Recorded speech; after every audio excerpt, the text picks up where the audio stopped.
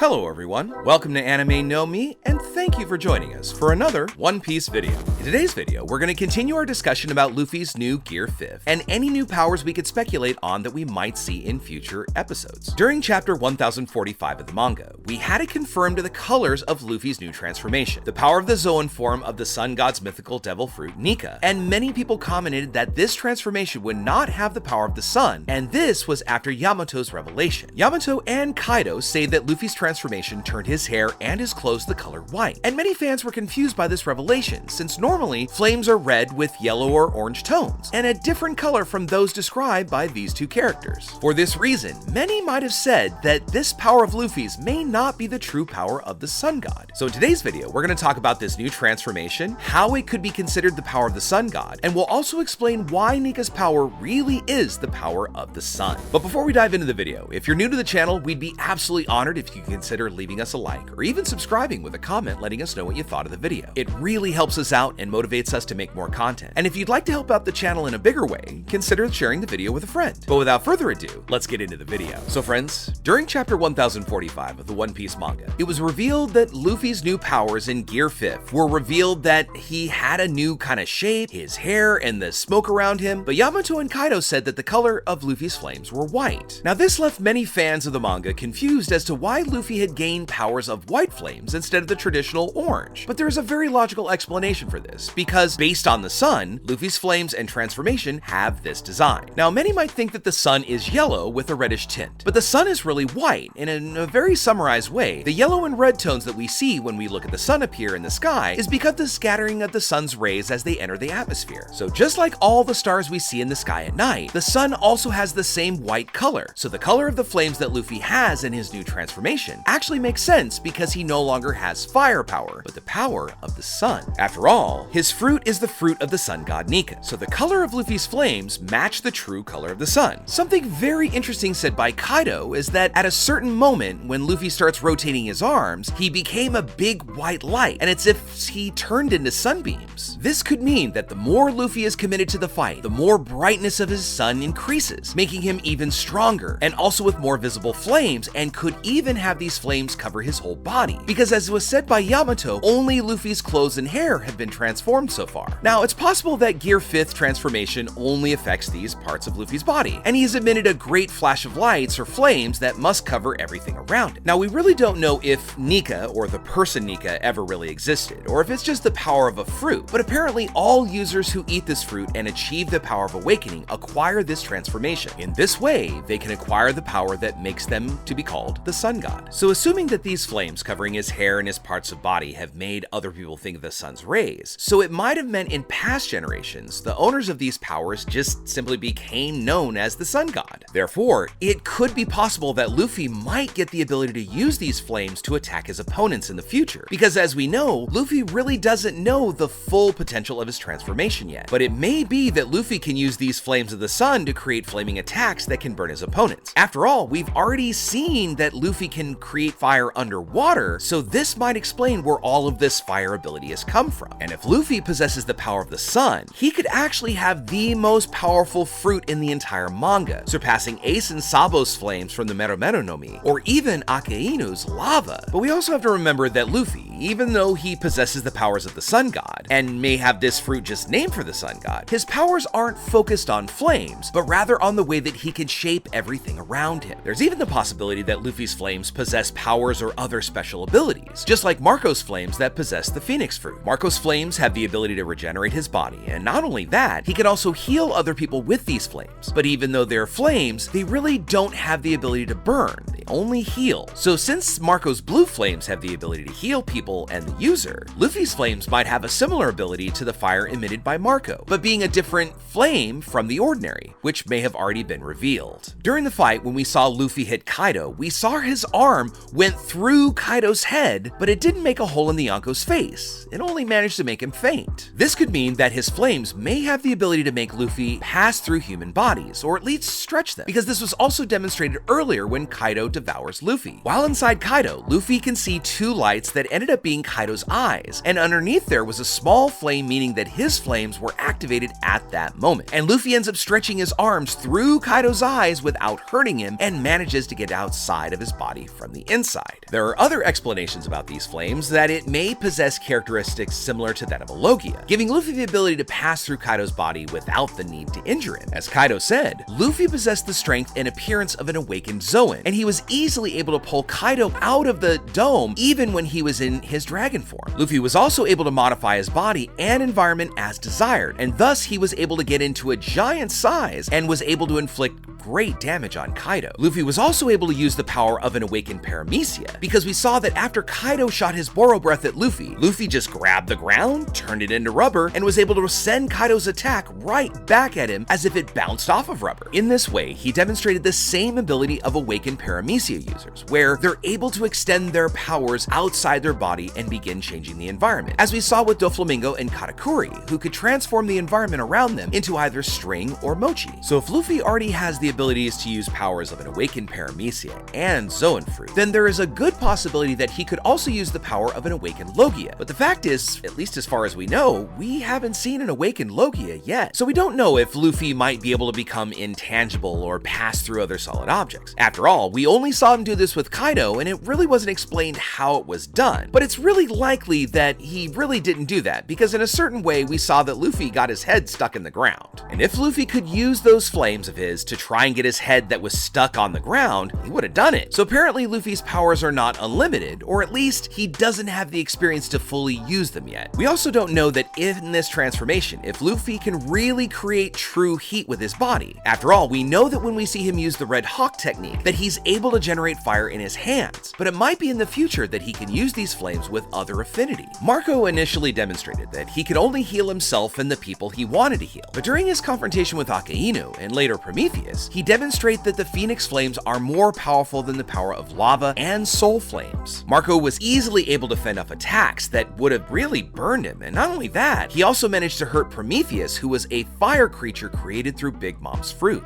This demonstrates that Marco's Phoenix Flames don't necessarily have the ability to harm human beings, yet it can debilitate or even defeat other flame species or powers that can generate heat. So Luffy's flames might function in a similar way, where he's able to defend himself and be stronger than the power of the elemental Logia fruits. So the flames that Luffy and Marco possess are quite powerful, with both attack and defensive abilities. And with the high resistance and possibility to stay in combat, these flames provide the user incredible versatility. And even so, these sun-related powers really haven't been fully introduced by Luffy. They only seem to be new variations and possibilities of the powers he already has. Now, Luffy has a great ability to withstand powerful attacks, as his rubbery body offers great resistance, and he's even been able to withstand incredible firepower that has been able to destroy mountains. But Luffy's fruit may still also hide many other surprises. So far, it's the only one that's shown the ability to give the user the power of each type of fruit, being Logia, Paramecia, and Zoan. So really, Gorosei's sentence really quite makes sense. Luffy's fruit is completely ridiculous, and dare I say, broken, because it's incredibly strong, giving him almost every possibility and flexibility in a fight. But even though it's as powerful as it is, it doesn't make Luffy invincible, because it just makes the battles more fun for him.